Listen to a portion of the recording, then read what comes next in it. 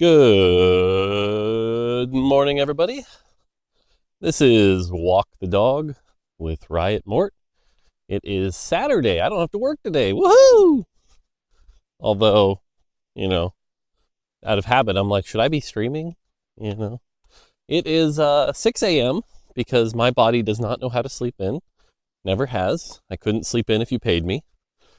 And it is raining out. It is not too hard a rain. It's one of those misty rains. It's definitely wet out. So, yeah. Cool.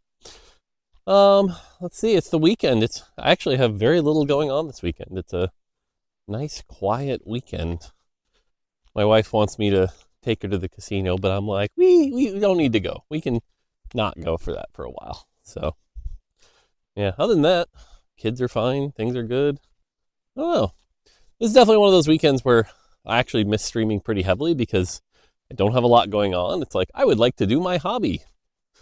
So, who knows? We'll see. You guys have questions. The questions have been popping off a little bit lately. Although we need more upvotes. We need more people to upvote so we know which ones to answer. But I have 4 questions today. And let's jump into them. Okay. The first one, the person was asking about, in the set 10 revival, there are these new dual trait augments. And in set 13, we had the team up augments and things like that. So the question was really about, what can we do with augment complexity and where's the design space at with the augments and things like that? Do you think there's room for more? Do you think there's room for stuff like that? And so this is what I was saying. I think I said this on a walk a week ago, but I think the augment space is incredibly rich. A lot of these augments have the exact same thing in common, which is, hey, this augment rewards you with power for building a composition you would not normally build, right? Built diff and double trouble. Shout out to Medler. Those were his idea. Were kind of the original starting point of this archetype, which again is play something you wouldn't normally and will reward you with power, which is really cool. It's a really cool archetype, and I think we can do a lot of stuff like that, right? You could get incredibly narrow and specific. I think Exalted Adventure is another example of this, where again, it's reroll for some units you might not reroll normally together, and we'll give you power for it, right? That's kind of the framework for this design archetype. Team up augments, same thing. Play these 2 units together that don't share a trait, and I think there's a lot of design space within there. Here's the challenge. I look at the set 10 ones, for example, and they don't really have a lot of openness to them, right? If you take one of those dual trait augments, there is probably a clear single correct way to play it. Right? Ooh, there's 2 deer up there. They're looking at me because I'm walking towards the deer. There's a single correct way to play those augments, right? It'll be play this exact units or these exact traits together in this exact way. That'll give you the maximum value here. Let me see if I can capture these deer, by the way. You see them right there? It's kind of hard to see them, but they're there. Trying to give you that view before I walk towards them and they walk away. I'm going to walk on the other side. Maybe, who knows, maybe we'll get close to them. So, I don't know if I want to disturb them. Sorry, this has not happened before, but there's just 2 deer there. They're looking at me. I'm not going to bother you guys. Oh, there they go. They're heading into They're heading in. All right, cool. Cool. I don't have to bother them. Okay, there's only one correct way to play those augments. And so, that's really limiting. And a lot of our challenger players, for example, don't really like those type of augments. Oh, maybe you can see right there. There you go. There you go. Right there. Look at that. They're just, okay. Hi. Have a good day.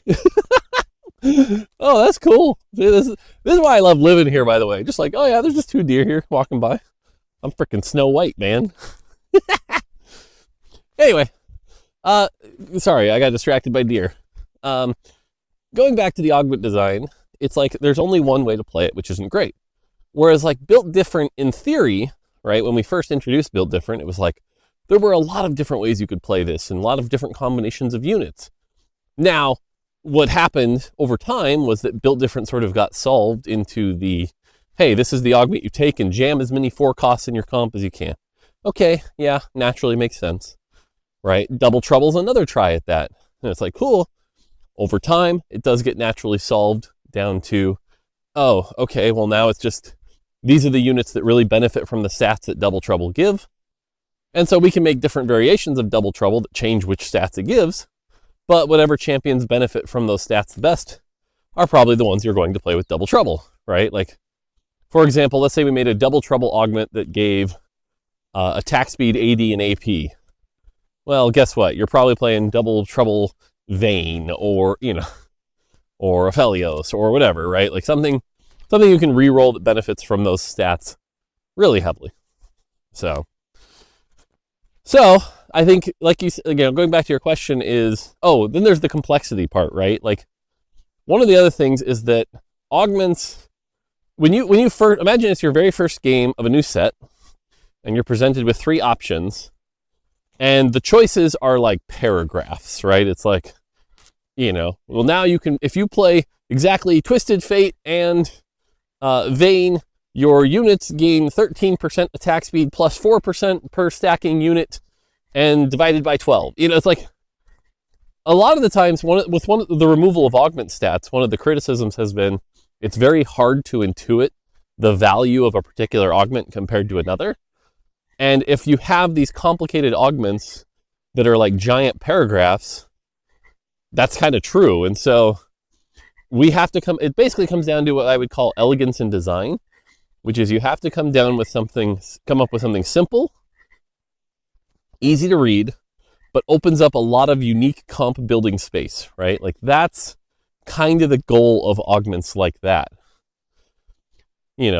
So yeah, TLDR here is, I think there is a lot of space, and this is why I keep going back to, admittedly, we've been having trouble finding designers who want to just like go deep into the augment space and just like, imagine if it was your job every day to just like make new augments for us sets, organize our current augments, make sure, like, that's a fun job, right?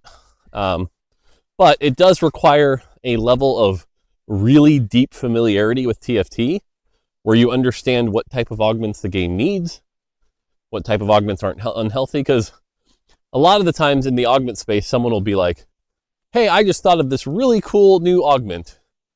I'm going to make an example where, actually, I'll pick on it a live example, and I forget who made it. So if somehow the person who made this augment is, upset by this, I'm sorry. But I'm the carry now. I'm the carry now is an example of an augment that's like, someone had fun with that, right? They're like, oh, wouldn't it be cool if there was like a golem with 3 items and he could punch things, right? But my criticism of that augment is that it's not really easy to intuit when you're supposed to pick that augment. It's called I'm the carry now. So naturally you think, wow, this golem's going to do a ton of damage. So I should pick it when I don't have a carry and I have a great front line. But it's a melee golem. So if you have a ton of front line, like a 6 bruiser line, you don't pick I'm the carry now. That makes no sense. Because what I'm the carry now actually does is it's a very beefy, bruiser type of golem that survives well. And so, it's the uphill part. And so, what ends up happening is like, it's again, very unintuitive. And so if people looked up the stats on that augment and it said 4.2, they'd pick it blindly. But because they don't have stats, they don't know when to take it, they just never take it. And so the design of augments needs to fill known spaces and things like that, so you can intuit when to pick it. So yeah, I'm kind of jumping topics all over the place here. But TLDR here is augments are a very rich design space. The duo trait augments in 10 are awesome. And I think we should do more stuff like that. And we will. The team's been cooking up some good stuff for 15. And we even had an idea recently that was like, so good we might not get it in for 15. Might have to wait till 16. But yeah, augment space, very rich. Rain's coming down hard now. It's still misty, but it's a lot of rain. So, okay. Next question. Do you have any productivity hacks for your days off, or like when you're having off days and you can't seem to find yourself being productive? Now, the person who asked this question listed some type of process with a really fancy name. And this is where I'm a man of singular focus. I make game good. I'm not like super well educated. I'm not, up on anything that isn't video games. So they listed this process and I'm like, I don't know what that is. But I can tell you again, I'm a very simple man, and I can tell you how I force myself to be productive. And there's two things that come into play here. The first, you're kind of witnessing it now, which is I'm a creature of habit. And I find when you build a new habit, the first week or two are painful, but after that, it becomes a natural process. So, an example of this is these walks. The first week or two, dragging my sorry ass out to be like, go do a walk every morning was fucking miserable. I was so just like, what do I do here? Why am I walking? I could just use better. Ugh. But now I've been doing it for almost 2 months. It's just habit. It's just habit. And so I bring this up as an example because you can do this with like, hey, every day, 9 to 10, I'm going to do my laundry. Okay, great. And the first day, it's going to be painful and you're going to hate it. But give yourself a week and all of a sudden it won't be that painful. Okay, rain's coming down hard now. It won't be that painful. And the same is true for like productivity of anything, right? It's like, hey, every, 1 to 2 block, I want to do a review of all my reports work so far and make sure I'm keeping track of how they're doing.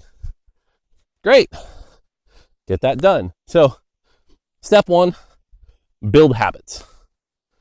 Step 2, set yourself small goals, small short-term goals, and reward yourself when you achieve those goals.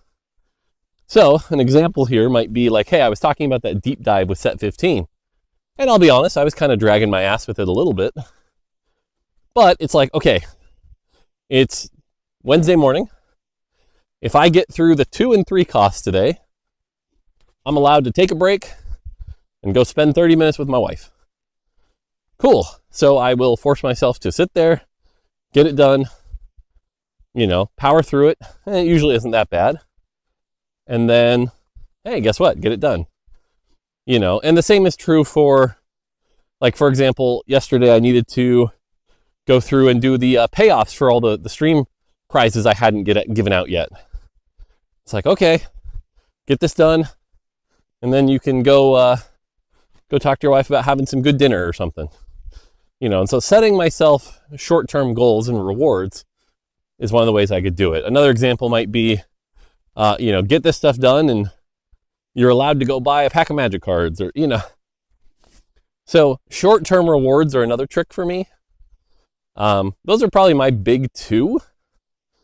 And then over time, it's funny because the short-term rewards thing goes back into the habits thing, right? Where it's like, now I've been doing it for so long that now I'm always just like, cool, if I get a thing done, it's like training a freaking animal. I'm just an animal, I guess. But it helps keep me productive, right? And now I'm sort of trained off the recognition and rewards of accomplishing things, almost to an insane degree now, where I just like getting stuff done because it makes me feel good.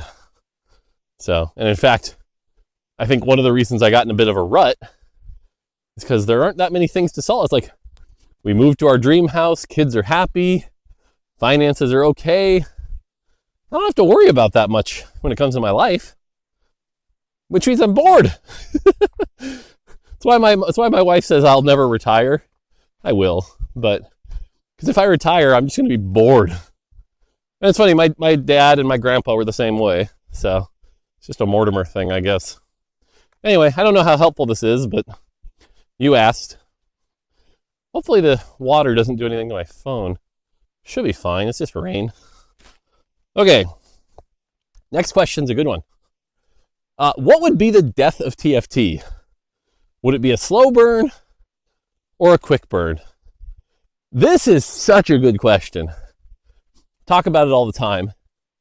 And it's you can get really meta with this question because look at all the big games out there right now and talk about what is the death of each of them, right? One of the things the game industry is struggling with right now is that there has not been a new big game in the free-to-play space, or like really in general, that lasts, there has not been a big live service game since I think like Valorant, Genshin Impact, Genshin you could go like, well, Genshin has Genshin, then Honkai, then each one, but like they're all kind of the same space, same audience. But it's pretty hard to be an incumbent in the space right now. And the games that are popular, the Minecrafts, the Fortnites, the League of Legends, like they just don't die. League, if you're a critic of League, you could be like, oh, they've had these bad seasons and whatever. But like, League is still League. At its worst, you could say it's like, this is a fake number. This is not the real number, but let's say League of Legends has lost 30% of their audience. Again, fake number, not real. Oh no, their 100 million's down to 70 million, like still an insanely successful game. So it's pretty hard once you've established yourself for a game to truly die. I mean, even games like Overwatch, which I know critics would say, and, certainly a shell of its former self, but like it still has an audience. People still play that game. There are still Overwatch fans. So it's just an interesting thing about gamers in general right now and their patterns and how they all kind of like stick to their game and play it and it becomes sort of their main thing. Now the alternative is the single player games, which is like your Elden Rings, your Expedition 33s, which come, make a big splash, and then depart, which is the point. Like that's not a bad thing. But like who's really talking about Elden Ring right now? And that's fine. To be clear, I'm like, Elden Ring, massive success, no shade, but like different goal set. So anyway, I've gotten a little off topic, but going back to your original question of what would kill TFT. So my belief is that if you look at League of Legends picked its audience by people who want to like pick a game, refine their skill set, practice, and get really, really good at it. And so because they've done all that practice and they're really, really good at it, their skills are non-transferable. People who are good at League aren't going to switch to a different MOBA and relearn everything or restart their stuff. And that skill set isn't like, they're not all of a sudden fighting game experts or anything like that. So like League players tend to stay League players because that's the audience they've built. For TFT, I think the audience we've built is people who love innovation. And like the way I always phrase it in the simplest terms, halfway point, is people who love a new toy to play with, right? TFT, every 4 months right now, you get a new set, and that new set is going to have some new toy to play with. And so the game's not going to get boring, right? And even if it does, you might have a mid set, right? Like let's say you hate set 14 right now. Okay, you only had to wait, 6 weeks? 6 or 8 weeks? And you got set 10 revival. You can go play with that toy again, right? Like we're essentially a giant toy box of innovation, and you get to play with something new every time. Being a kid, how hard was it to convince your parents to buy you a new toy? Getting a new toy every bit is wild. And on top of that, let's say you're playing set 14 and maybe you hated the 14.3 patch. Okay, 2 weeks later, you get a new patch. And that new patch will change the toys and make them, the meta of your toy playing a little different, which is a good thing, TFT, and it's funny because we self-selected, right? Like early on, I always use the example of Brian Kibler. There were people who thought they'd like TFT, but because the game changes too much, they're like, nope, I'm out. I didn't want a game that changes this much. I want a game that I can, refine and get really good at, like Hearthstone. Okay, cool. But we've self-selected an audience of people who want new things to play with every day. So, going back to your original question, what kills TFT?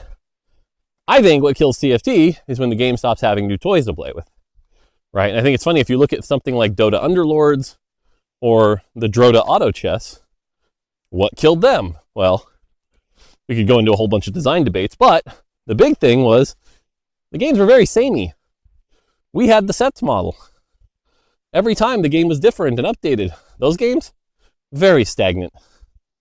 Now, to keep up with that is an insane, it's funny, Riot Games really does not like making games that are what they call it, a content treadmill, where it's like you ship the game and then you're just making content after content after content, because it's expensive to develop. TFT, we kind of tricked them. TFT, it's like, oh yeah, it's a PvP game. There's no content treadmill. JK, you got sets, you got modes, you got talkers, you got whatever. Like, TFT is a content treadmill. We are constantly making content. Most of the gameplay team is making content. The cosmetics team is making we are a content treadmill. I think as long as that content treadmill keeps going and makes interesting, fun stuff, TFT will be around. But I think, here's a really dumb example. Let's say we shipped set 13, and then we're like, this set's good, so we're going to leave it on for a year. I think that kills the game. I think fast forward 9 months, half the audience is gone. I think that's one way to really kill the game. I think there's other ways that will kill the game, but these will never happen, right?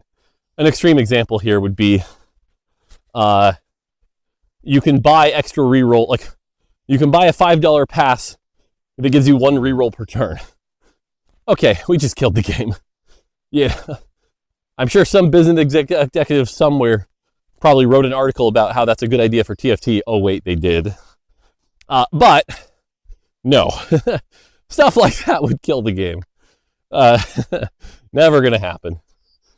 I'm trying to think, what else would kill TFT?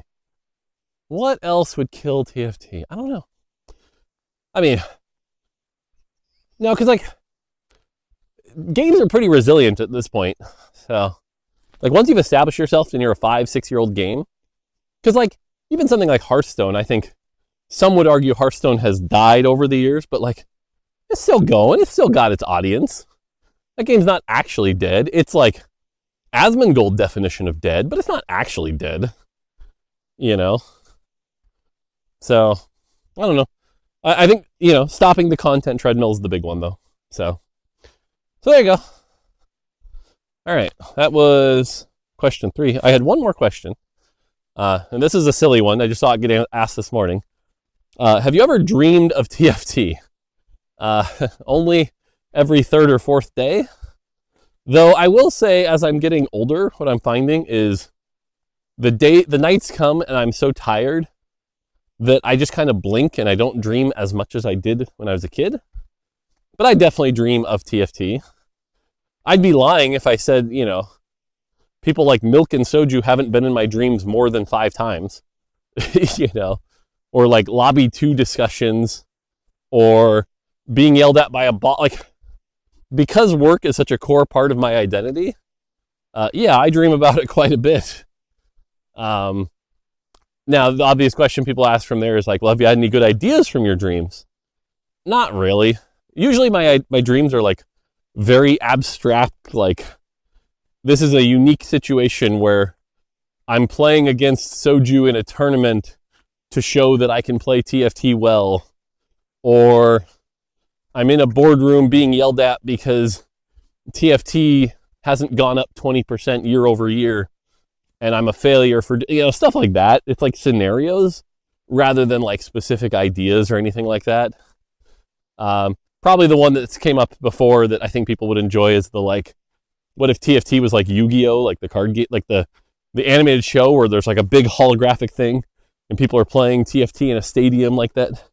Silly, unrealistic, never going to happen, but fun to think about. So, but yeah, otherwise, just the usual human brain dreams. Me human, me dream, stuff like that. So, rain's letting up a bit. So those are the questions I had brought for today. We're at 25 minutes. Trying to remember if there were any other questions. I know Raptor had asked one about like cost structure. Oh, okay, I can answer this one because I remembered it. I don't know if the mods deleted it or not, but there was a question Raptor had about how much power is in the units versus how much power is in the traits. And man, this is such an interesting conversation. And I think there's actually a really good example in the current set, which demonstrates the difficulty of this conversation, which is Vanguard Marksman, okay? 4 Vanguard, 4 Marksman is the common build strategy, right? Now, ideally, there would be a point where, like, when you look at that composition, right, you can make the assertment that's like, well, this is a very rigid comp. You have to play it this way. So I would push back. Why do you have to play 4 Vanguard, 4 Marksman? Why is it not 6 Vanguard, 2 Marksman? Why is it not 4 Vanguard, 2 Marksman plus some Divinicorp? Why is it not, like, all of these things are essentially possible options when building a composition. But what has happened is we've essentially optimized the game to a point where, no, we've said for sure this is the best version and here's why. So, from a balance perspective, what would have to happen to make that not true? Well, you would lower the trait power, right? So, for example, let's say, I think 2 Vanguard right now is 40%? I can't remember off the top of my head. But let's say we nerf that to barely over 2 Vanguard. What happens to that comp? Well, you probably cut the 2 weaker Vanguards, because normally you play Leona, Jarvan, Silas for 3 anima, and then like, it's not Skarner, I forget who the 4th one is. But because of the trait web, would you cut Silas and lose anima? Or another version of this is we nerf 4 Marksman. Do you cut Jinx and Jhin? Probably. Right? There's in fact, the Marksman one's probably a better example, where it's like, if you nerf 4 Marksman, the value of holding Jinx and Jhin on your board goes down, so then you replace them with Zac and Garen, those flex units, or 6 Vanguard, right? Like, there is a number where 4 Marksman's value goes down that you no longer run 4 Marksman. Set 12 Fairy had this exact same problem where it was like, everyone ran 3 Fairy, and then you buff 5 Fairy, now everyone runs 5 Fairy. It's on a very tight knife's edge. And the reality is, and this is where it gets really difficult, casual players prefer it when 4 Marksman is the correct play. It makes sense. Max out your trait, get maximum value. Challenger players prefer it when you don't max out your trait, and no one's a bigger proponent of this than Milk. Milk hates verticals being playable because you can flex different options, right? It's like, if only 2 Marksman is playable, then you never play 4 Marksman, you flex other units, good stuff. That continues to be one of those white whale design problems where literally, if you look at 4 Marksman right now, if I change that 35% to a 30% or 25%, guess what? No one's playing it, right? Like, and some smart ass will go, well, if it's not 30, if 30 is 4 Marksman and 25 is 2 Marksman, try 27. It's not how it works, right? There's eventually a giving point where playing those weaker units, Jinx and Jhin, no longer becomes worth it compared to playing stronger units, right? And like I said, there is no right answer here because this is going to be a preference of play style. And so our goal is to get that line as close as possible, but what we don't want is every endgame board being all 4 and 5 costs, right? We want lower cost units to be on board sometimes because of the value they provide to your board. You know, the fact that Jin and Jinx are on the 4 marksman board is great. But it does lead to more rigid compositions. So that being said, I think if we're going to solve this, we're going to have to take some more interesting, bigger swings. But it's one of those things that like actually isn't that complicated. It's just a number value. And the question is, where's that number? But the effect is immediate. If higher traits are weaker, no one plays them. Comps are more wild, but new players have a harder time understanding the game. Set 2 was notorious for this. What was the trait? Inferno. Like 6 Inferno was like literally unplayable because the power 6 Inferno provided was nowhere near the value of the the trait power, like of the units you'd have to give up. So like literally nobody ever played 6 Inferno. It took us like multiple buffs to get it playable. So, and again, the person asking this question is Raptor, who's an extremely deeply engaged challenger. So it's obvious his preferences are don't have verticals be that playable, you know. So that being said, we're going to take some swings at this to some extent. But yeah, again, it's one of those problems. It's not that complicated on paper. Clear effect. It's trade-offs. You always hear me talk about trade-offs. So, all right, I'm at the uphill part. It's been 30 minutes. Hopefully you guys enjoyed. I'm going to go inside, see what my wife wants. Maybe have some breakfast, shower, now that I'm all wet. And then, I don't know. I might stream on my alt channel if we're not doing anything. So, we'll see. Maybe I'll see you there. All right. That's going to do it for me. Have a good Saturday. Have a good weekend. Hopefully you guys keep enjoying these. All right. Until next time, take it easy.